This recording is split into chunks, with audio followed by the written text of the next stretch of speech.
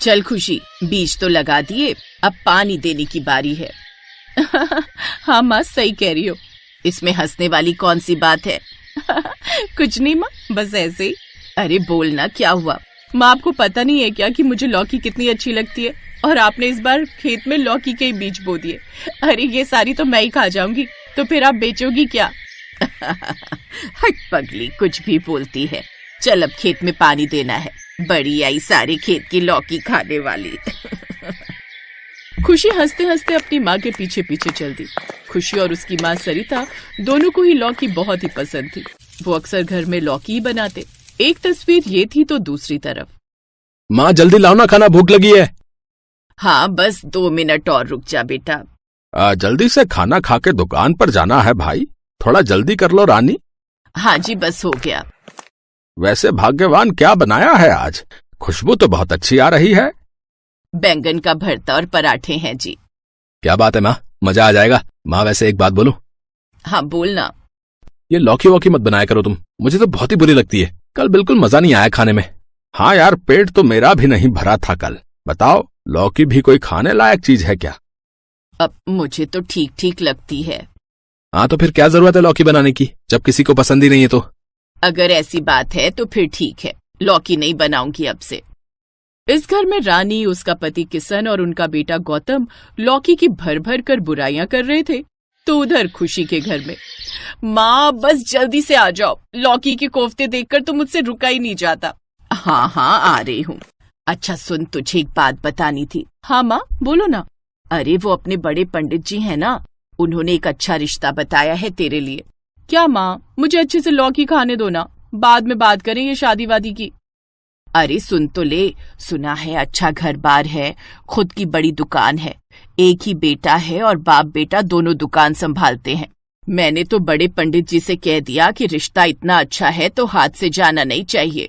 सरिता की बातों का खुशी पर कोई असर नहीं पड़ रहा था, क्योंकि उसका सारा ध्यान तो लौकी के कोफ्तों पर था। फिर कुछ दिन बाद गौतम और उसके घर वाले खुशी के घर आए और उसे पसंद कर चले गए।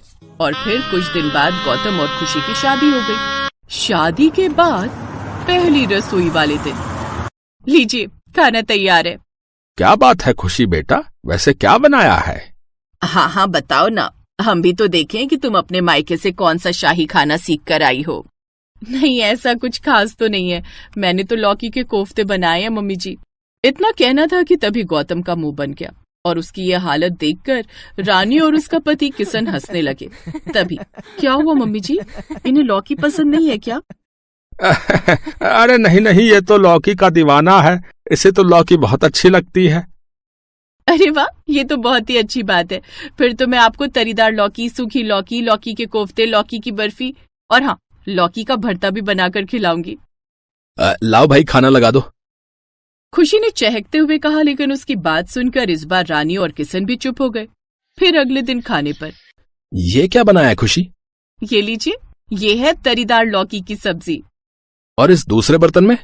इसमें है लौकी की सूखी सब्जी। हर तरफ लौकी देखकर गुस्सा तो गौतम को बहुत जोर से आया, लेकिन वो नई बहू को डांटना नहीं चाहता था, तो उसने प्यार से पूछा, घर में कोई और सब्जी नहीं थी क्या? नहीं थी, सिर्फ लौकी ही थी, तो मैंने सोचा कि लौकी बना दूं। आपको और दूं क्या? नहीं नहीं, इतना ही काफी है। पापा, वो शाम को घर जाते हुए सब्जी अवश्य लेनी है। तेरी माँ ने मंगाई है क्या? नहीं, मंगाई तो नहीं है, लेकिन कुछ खरीद लो पापा, वरना वो खुशी फिर से लौकी का कोई नायाब मुजस्मा बना देगी। ठीक है, वैसे लगता है कि खुशी को लौकी खा के बहुत खुशी मिलती है? किशन के साथ साथ गौतम भी हंसने लगा। शाम को गौतम ने जानबूझकर ढेर सारी सब्जियां खरीदी, लेकिन उसमें एक भी लौकी नहीं ली। 3-4 दिन तो घर में आलू, गोभी, मटर बने, लेकिन चौथे दिन फिर से खुशी ने लौकी बना दी। है, ये लौकी कहाँ से आई? पापा जी, वो बगल वाली शर्मा आंटी है ना, तो उनके घर में लौकी लगी थी, तो वही देकर गई है। अरे वो तो बहुत अच्छी आंटी है, कम से कम 10 किलो लौकी तो होगी। वो समझ गए थे कि अब कम से कम हफ्ते भर उन्हें फिर लौकी ही खानी पड़ेगी, और हुआ भी वैसा ही। खुशी रोज लौकी का कुछ न कुछ नया आइटम बनाती और सबको खिलाती। उधर अकेले में, सुनो भाग्यवान, ये बहू को समझाओ जरा। अरे यार, उसे लौकी अच्छी लगती है तो बस अपने लिए बनाए ना, हमारी जिंदगी में क्यों लौकी को बसा रही है? और ये बगल वाली शर्माइन, ये ऐसी कितनी लौकी दे गई है कि जो खत्म ही नहीं हो रही। अरे पूछो मत, ढेर सारी लौकियां दे गई है। किशन और गौतम ने बड़ी मुश्किल से वो हफ्ता लौकी खाते हुए काटा। वो लौकी खाकर परेशान हो गए थे। फिर गौतम ने अपने पापा से कहा, पापा एक बात बताऊं? हाँ बेटा बोल। लौकी खत्म हो गई। क्या बात कर रहा है, सच में? हाँ पापा, शाम को लौटते हुए सब्जियां ले आएंगे। जैसे ही दोनों बाप बेटे दुकान के लिए निकलने लगे तभी उनके सामने खुशी की माँ सरिता आ गई, जिसके बगल में एक बड़ा सा बोरा रखा था। अरे बहन जी, नमस्ते, कैसी हैं आप? मैं एकदम ठीक हूँ भाई साहब। आइए नमा जी, और ये क्या ले आई आप? कुछ नहीं बेटा जी, खेत में इस बार लौकी लगाई थी, बढ़िया फसल हुई थी तो बस वही लेकर आई हूँ। लौकी का नाम सुनते ही गौतम और किशन का मुंह फिर लटक गया। 2 दिन रहने के बाद सरिता वापस अपने गांव चली गई और इन 2 दिनों में घर में सिर्फ लौकी ही बनी। अपने पति और बेटे की यह हालत देखकर अब रानी को भी गुस्सा आने लगा, तो वो सीधा खुशी के पास जाकर बोली, इधर आओ खुशी, तुम्हें ये तो मालूम ही होगा ना कि गौतम और उसके पापा को लौकी बिल्कुल भी पसंद नहीं है, फिर भी जब देखो तुम कहीं न कहीं से लौकी मंगवा ही लेती हो, आखिर क्यों करती हो ऐसा? अब मम्मी जी, लगता है अब आपको सच्चाई बतानी ही पड़ेगी। देखिए, हमारे गांव में करीब करीब सारे किसान लौकी ही उगाते हैं। हाँ तो, और ऐसा क्यों करते हैं सब? असल में हमारे गांव में एक मान्यता है कि हमारे खेतों पर कुबेर महाराज का आशीर्वाद है, तो हमारे गांव में उगी हुई लौकियों में कभी कभी सोने का भारी सिक्का मिलता है। क्या? सोने का सिक्का? हाँ, और वो भी इतना भारी कि उससे आप चाहो तो अपने लिए हार बनवा लो। खुशी की बात सुनते ही रानी की आंखें चौड़ी हो गई और फिर खुशी के साथ उसकी सास भी सोने का सिक्का पाने की चाह में शामिल हो गई। इसके लिए वो दोनों खूब लौकियां खरीदती और उन्हें काट काट कर चेक करती। ऐसे ही एक दिन, क्या माँ फिर से लौकी? लौकी का भरता है बेटा, कुछ अलग है, तू खाकर तो देख। हाँ देख लिया माँ, बिल्कुल अच्छा नहीं लग रहा है। पहले खुशी और अब रानी भी ढेर सारी लौकियां मंगवाती और फिर गौतम और किशन को वही खानी पड़ती। सोच बहू, अगर हम दोनों को ही एक एक सिक्का मिल गया तो? ऐसा नहीं होगा मम्मी जी, कहते हैं कि जिस परिवार में एक बार सोने का सिक्का निकल गया फिर दोबारा उस परिवार में कभी सोने का सिक्का नहीं निकलता। पर कोई बात नहीं, हम में से किसी का तो निकले उतना ही बहुत है। इसी तरह गौतम और किशन पर जुल्म चलता रहा, लेकिन एक दिन अचानक रानी जो लौकी काट रही थी उसमें से एक सोने का सिक्का निकल ही आया, जिसे देखते ही रानी झूमने लगी। तूने सही कहा था खुशी, देख हमें सोने का सिक्का मिल गया। हाँ माँ जी, पर ये उतना बड़ा तो नहीं है। कोई बात नहीं, अरे कुछ तो बन ही जाएगा इससे। अगले ही दिन सास बहू सुनार के पास गई और वो सिक्का बेचकर दोनों ने अपने लिए एक एक सोने की अंगूठी बनवा ली। फिर शाम को घर में गाजर का हलवा बना और शाही पनीर। क्या बात है खुशी, आज तो सूरज पश्चिम से निकल आया। तुम्हारी लौकी कहाँ है भाई? चिंता मत कर बेटा, अब लौकी महीने में एक बार ही बनेगी।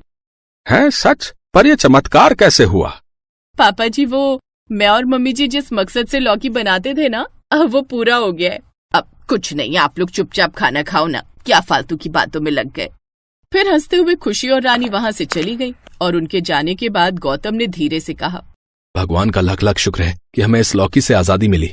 ओए, आजादी मिली नहीं है, मुझे खरीदनी पड़ी है, वरना तो ये लौकी खा खा के मैं खुद ही लौकी जैसा हो जाता। लौकी में जिस सोने के सिक्के की उन दोनों को आस थी वो मैंने ही बाजार से खरीद कर उनकी एक लौकी में छिपा दिया था। हाँ, थोड़ा पैसा खर्च हो गया, लेकिन कम से कम लौकी से छुटकारा तो मिला। क्यों, मान गया ना अपने बाप को। और इस तरह खुशी के ससुराल में ढेर सारी लौकियों की जगह खुशियों ने ले ली।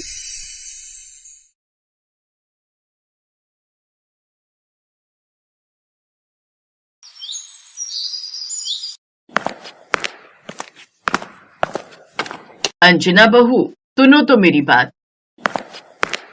अब क्या हुआ मम्मी जी, ऑफिस जाते वक्त आप मुझे क्यों टोकती हैं? अरे टोक भी दिया तो क्या दिक्कत हो गई? कौन सी काली बिल्ली तेरा रास्ता काट गई? अब सास का टोकना भी काली बिल्ली की तरह रास्ता काटने से कम थोड़ी ना होता है माँ जी। हैं? कुछ कहा तूने? नहीं नहीं, कहिए क्या कहना है आपको। अब जाते वक्त तो अब क्या फर्क पड़ता है, और वैसे भी ज्यादा से ज्यादा क्या ही होगा, या तो बॉस मुझे डांट देगा या तो मेरा प्रेजेंटेशन खराब हो जाएगा। हाँ हाँ, सब जानती हूँ मैं, ज्यादा होशियार बनने की जरूरत नहीं है। मम्मी जी, आप क्यों मेरा टाइम वेस्ट कर रही हैं? मुझे ऑफिस के लिए लेट हो रहा है। अरे ये तो बताती जा, खाने में क्या बनाया है? मम्मी जी, मैंने आलू की सब्जी और रोटी बनाकर रख दी है, अब मैं जाऊं? हाँ हाँ जा, मुझे कौन सा तुझे यहाँ घर पर रखकर अपना सर दर्द करना है। अंजना मुंह बनाकर ऑफिस के लिए चली जाती है। सारा दिन ऑफिस में काम करके शाम को थकी हारी अंजना घर पहुंचती है तभी उसके सास उससे कहती है, खाना बन गया क्या अंजना बहू? अभी घर में घुसी नहीं कि फिर शुरू हो गई। ऊपर से बात तो ऐसे कर रही है जैसे मैं ऑफिस में बैठकर सब्जी काट कर बना लेती हूँ और रास्ते में आते वक्त रोटियां सेकती हुई आती हूँ। कुछ कहा क्या तूने अंजना बहू? नहीं नहीं, मैंने कहा कुछ कहा मम्मी जी। मैं कह रही थी मैं अभी आई हूँ, थोड़ा फ्रेश हो जाती हूँ फिर खाना बनाती हूँ। अंजना अपने कमरे में पहुंचती है कि तभी उसका पति विशाल भी घर आ जाता है और उससे कहता है, अंजना, आज मेरे सर में बहुत दर्द हो रहा है, मेरे लिए थोड़ी चाय बना दो ना। दर्द तो मुझे भी हो रहा है और मैं भी तुम्हारी तरह ऑफिस से थक कर आई हूँ, लेकिन मुझे तो कभी एक कप चाय भी नसीब नहीं होती। उर्मिला उनके कमरे के बाहर से गुजर रही होती है। उनकी बातें सुन वो अंदर आ जाती है। हाय, देखो तो कैसे भाव चढ़े हुए हैं इसके। पति ने एक कप चाय क्या मांग ली, इसने तो सारा घर ही सर पर उठा लिया। कल अब ज्यादा जुबान मत लड़ा और डिनर बनाने की तैयारी कर। अंजना परेशान होकर किचन में जाती है और आलू की तरीदार सब्जी पूरी के साथ बनाकर तैयार कर देती है। खाना तैयार होने पर खाना टेबल पर लगा देती है और आवाज लगाती है, खाना टेबल पर रख दिया है, आप लोग सब जल्दी से आ जाइए। अरे वाह, खाना बन भी गया। लेकिन ये क्या है अंजना? तुमने फिर से आलू की सब्जी बनाई है? सुबह भी तुमने सूखे आलू बनाए थे। फिर से क्या मतलब है तुम्हारा? सुबह सूखे आलू थे और अब मैंने तरीदार आलू की सब्जी बनाई है। हाँ बहू, लेकिन है तो आलू ही ना। अब मैं थक कर आई हूँ तो जल्दी में तो यही बनाऊंगी ना। अब जो बनाए खा लो, वैसे भी आलू मुझे बहुत पसंद है। अच्छा ठीक है, लेकिन सुबह कुछ और बना लेना और कम से कम खाने में 2 सब्जियां बनाया करो जिसमें एक सूखी और एक गीली हो।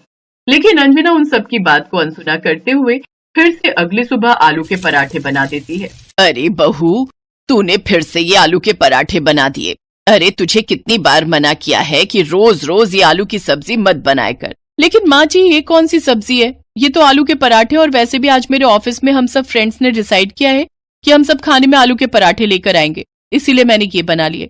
अच्छा, अब मुझे देर हो रही है, मैं ऑफिस जा रही हूँ। शाम को अंजना घर आती है। कॉफी पीने के बाद वो फिर से डिनर की तैयारी में लग जाती है। आज वो डिनर में पुलाव बनाती है और वो भी आलू डालकर। आलू देखकर विशाल गुस्से में कहता है, अरे अंजना, तुम्हें मना किया था ना, अब तुम सब्जी में आलू नहीं बनाओगी? कमाल करते हो जी आप। मैंने कहा आलू की सब्जी बनाई है, ठीक से देखिए, इसे पुलाव कहते हैं। अरे तो इस पुलाव में आलू क्या तेरे मायके वाले डालकर गए हैं? माँ जी, मेरे मायके वालों पर मत जाइए, चुप कर। अब आज के बाद तू वही सब्जी बनाएगी जो मैं ला कर दूंगी।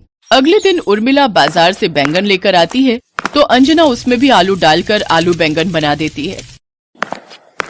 उफ बहू, मैं ना परेशान हो गई हूँ इस आलू को देख देख कर। तुझे इसके अलावा और कुछ बनाना नहीं आता क्या? माँ जी, अब आप ही बताइए, ऐसी कौन सी सब्जी है जिसमें आलू ना डालते हो? बैंगन, गोभी, मटर, शिमला मिर्च, फली, भला ऐसी कौन सी सब्जी है जो आलू के बिना बनती हो? हर सब्जी में तो आलू डलता ही है ना। हाँ, लेकिन तू तो जानती है ना, आलू रात को खाने से मुझ में बादी बन जाती है। अब से तू एक वक्त का खाना ही बनाया कर। शाम का खाना मैं खुद ही बनाकर रख दिया करूंगी। कम से कम इस आलू से तो छुटकारा मिलेगा। ठीक है माँ जी, जैसा आप कहो। उस दिन के बाद से सुबह का नाश्ता अंजना बनाती तो वहीं रात का उसकी सास बनाकर रखती। इस तरह जहां अंजना को एक वक्त के खाना बनाने से छुटकारा मिल गया, तो दूसरी तरफ उर्मिला भी अपनी पसंद की सब्जियां बनाकर खा